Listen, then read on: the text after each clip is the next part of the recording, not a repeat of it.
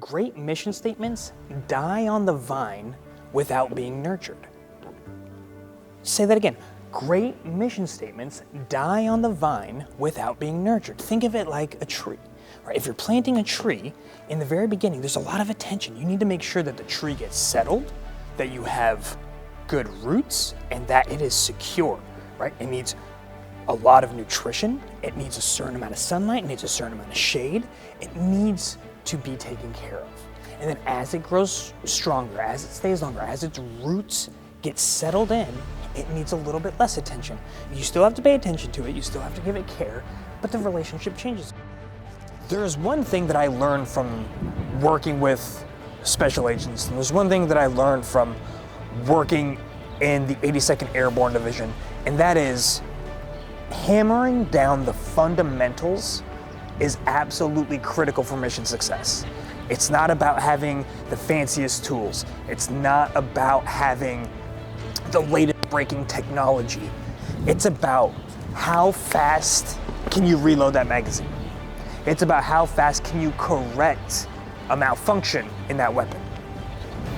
It's about knowing how to prevent these things from occurring, and it's about knowing what to do when they occur anyway, because Lord knows, everyone's got a plan until you get punched in the face. When we look at what's been happening over the last 2 years, when we consider the pandemic and its expected and unexpected results, we consider this little thing that's been going on. I don't know, maybe you guys have heard of this thing, the Great Resignation. Anybody? Any takers? Yeah? Couple? Yeah? Well, for those of you that aren't terribly familiar with this, or maybe haven't dealt with this problem in tremendous numbers in your organization, I'll just run down a couple of quick facts for you to let you know what's been going on.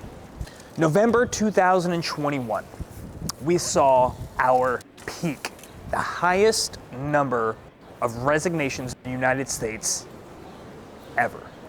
There was over 4.5 million people that quit their jobs, that resigned, that left. That 4.5 million people who left their teams in 1 month, in 30 days.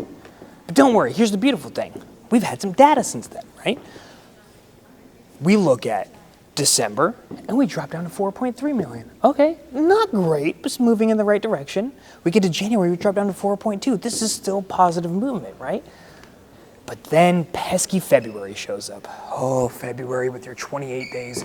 How did you, in 28 days, manage to increase the numbers back up to over 4.3 million people quitting their jobs? But here's the beautiful thing. This doesn't have to mean disaster for you or your organization. As a matter of fact, this can be seen as one of the most opportune times, one of the greatest opportunities that you could ever have to attract new talent, to retain that talent, and to build an organization that is more cohesive than you've ever imagined before. But here's the problem. The Great Resignation has showed us that there's a lot of competitors to you. There's a lot of competitors to all of you out there who are offering those two things. And they might be offering them in a more advantageous package. They might be offering more money, or they might be offering better benefits. So the question is, how do you get competitive?